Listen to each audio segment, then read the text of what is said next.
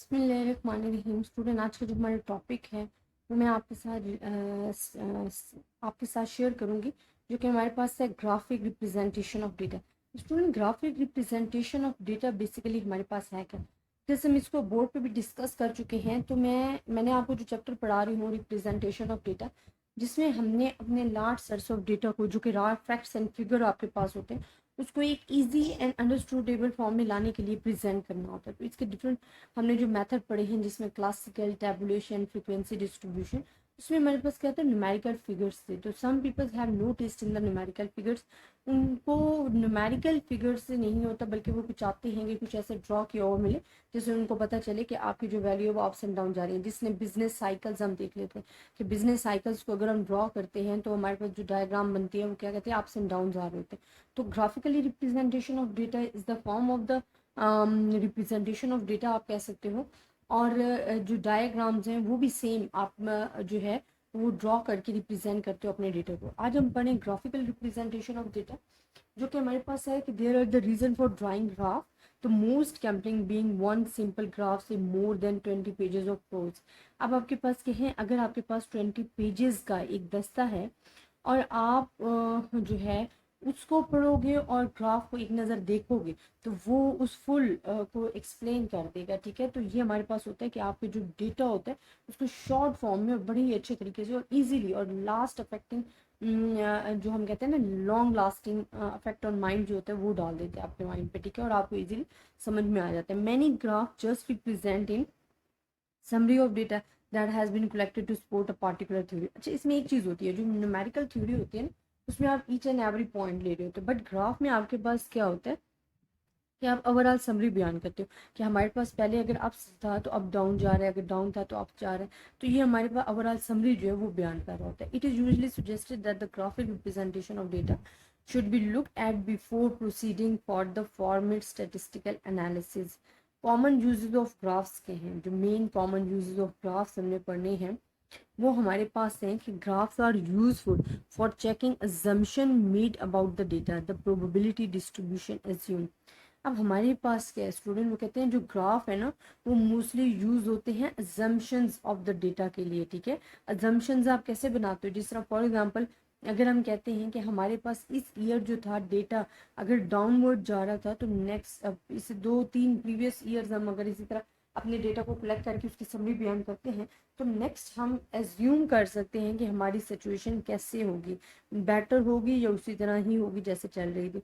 तो जो हमारे पास ग्राफ है ना, ग्राफ बेसिकली यूजफुल होते हैं for assumptions made about the data के लिए। ठीक है, कि अगर आपने अपने डेटा से मुतालिक अजम्पशंस बनाना चाह रहे हो तो उसके लिए जो है डेटा ग्राफ जो है वो ज़्यादा बेटर होंगे। जिस तरह मैंने आपको कहा कि आप प्रीवियस 3 ईयर्स को देखोगे और उसकी बेस पे आप जब ग्राफ बनाओगे नेक्स्ट ईयर एज्यूम करने के लिए कि हमारे पास नेक्स्ट ईयर ये वैल्यू हो सकती है, तो वो जो ग्राफ है वो अजम्पशंस के लिए ज़्यादातर यूज होते हैं। The graph provide a useful subjective impression as what results of the format analysis should be. This serves as a check on calculations and statistical methodology used. Always believe your common sense because arithmetic calculation, because some of the problem calculation will be obviously from a graph.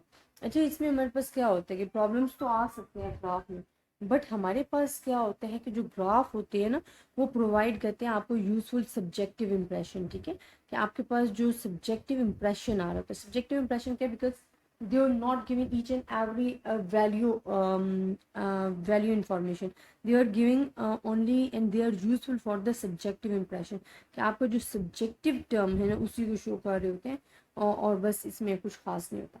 Then हमारे पास क्या है कि graph of in suggested form of the statistical analysis to be carried out, particularly the graph of the model fitted of the data.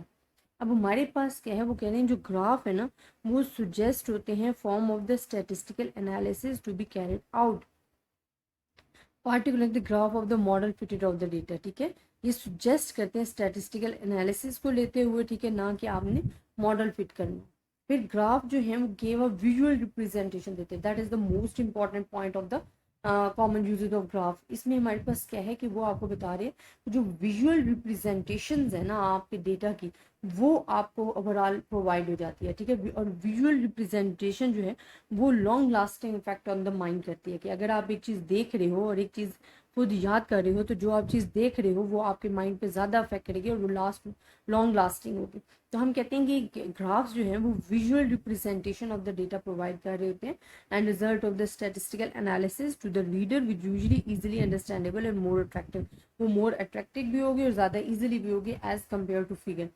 Then 5 हमारे पास क्या है कि some graph are useful for checking the visibility in observation and outliers can be easily select. Visibility हमारे पास क्या होता है, जिस तरह ये आपके पास विजिबिलिटी आ रही है, ये आप विजिबिलिटी है, इसमें आपके पास चेंजिंग आ रही है, ठीक है। तो ये विजिबिलिटी, जो विजिबिलिटी है कि आपके वैल्यूज जो है कितनी वेरिएबल है, चेंज हो रही है, वो आप ग्राफ के जरिए देख सकते हो। फिर हम कहते हैं outliers are the data values which are highly inconsistent with the main body of the data. These main arise because of mistaken copying, coding. Maybe some values are different from the rest of the data just their own. अच्छा, इसमें हमारे पास क्या है, graph हम बनाते हैं, लेकिन ग्राफ के लिए भी आपको फुल तवज्जो चाहिए होती है, ठीक है। अगर आप थोड़ी सी भी मिस्टेक कर रहे हो तो your answer will not be correct, ठीक है। तो आपने जो है फुल जो है उस पर फोकस करना होता है। और आउटलेयर्स ऑफ द डेटा वैल्यूज है which is highly inconsistent with the main body of the data. Main body of the data, main जो अगर आप आउटलेयर्स अच्छे तरीके से नहीं ले रहे तो वो हाईली इनकंसिस्टेंट होगी। कंसिस्टेंस और इनकंसिस्टेंस क्या होते हैं, कंसिस्टेंस होता है जिसमें आपका डेटा जो है वो एक एक्चुअल फॉर्म में रहता है, ठीक है, वो अच्छी फॉर्म में। इनकंसिस्टेंस क्या होता है कि वो कंसिस्टेंसी उसमें ख़त्म हो जाती है, तो वो कंसिस्टेंट फॉर्म में नहीं रहता, वो अपनी एग्जैक्ट वैल्यू पे। तो हाईली इनकंसिस्टेंट में तो बहुत ज़्यादा मिस्टेक आने के चांसेस है। और ये होता है कि अगर आप बहुत ज़्यादा प्रैक्टिस नहीं है ग्राफ की और ग्राफ ड्रॉ कर रही हो तो you are taking the wrong result. तो आपको फुल तवज्जो चाहिए होती है, आपको फुल केयर के साथ करना होता है, आपको अपने डेटा बहुत ये आराम से उसको फिट करना होता है अपने ग्राफ में। तो इस तरह आपके जो पास जो वैल्यू है वो देन करेक्ट आएगी। तो आई होप स्टूडेंट आपको ये जो क्वेश्चन हैं समझ में आया होगा। अच्छा, इसमें ही मैं ये भी पढ़ा देती हूँ कि इम्पोर्टेंस क्या है, points of the drawing graph. Importance हमारे पास है कि हम कहते हैं कि clearly label axes with the names of variable and units of measurement. हमारे पास हम कहते हैं there are number of points what keeping in mind when drawing graph. The most important क्या है कि आपने क्या करना है कि क्लियरली लेबल करना है एक्स एक्सिस को और वाई एक्सिस पे। और एक्स एक्सिस पे आपके पास इंडिपेंडेंट यूनिट्स होते हैं, वाई एक्सिस के पे आपके पास क्या होते हैं, डिपेंडेंट होते हैं। ये इस तरह आपके पास ग्राफ होगा, आपने स्टार्ट फ्रॉम द ओरिजिन करना होता है। एक्स एक्सिस पे आपने, जिसे एब्सिसा भी कहते हो, वहाँ पे हमने क्या करना है कि अपने इंडिपेंडेंट वेरिएबल्स लेने हैं, और वाई पे जो कि आपके पास ऑर्डिनेट होते हैं, यहाँ पे डिपेंडेंट। ये डिपेंडेंट वेरिएबल्स आपने यहाँ पे लेने, और यहाँ पे आपने लेने इंडिपेंडेंट। इंडिपेंडेंट वेरिएबल्स आपके पास चेंज नहीं होते। देन हमारे पास क्या होता है, keep the units along each axes uniform regardless of the scales chosen from the x axis. फिर हमने एक जो यूनिट है ना, स्केल जो है, स्केल अप्रोप्रिएट आपने सेलेक्ट करना है in which your data will be represented. Scale क्या होता है कि आपको जो डेटा गिवन होगा आपने देखना है कि आपने इंडिपेंडेंट और डिपेंडेंट के लिए कौन सा स्केल जो है वो चूज करना है, आपको जो बेटर लग रहा है। Keep the diagram simple, avoid any unnecessary detail. देखिए, हमने डायाग्राम या आपके पास जो ग्राफ है वो हम बनाते ही इसी वजह से, ताकि हम अननेसेसरी डिटेल सेव कर सकें और ओवरऑल समरी बयान कर सकें। ओवरऑल समरी में भी सिंपल होगा तो आपको एक ही नज़र में समझ आएगा ना। तो ओवरऑल समरी के लिए आपको सिंपल और अवॉइड करने अननेसेसरी डिटेल्स। फिर a clear and concise title should be chosen to make the graph meaningful.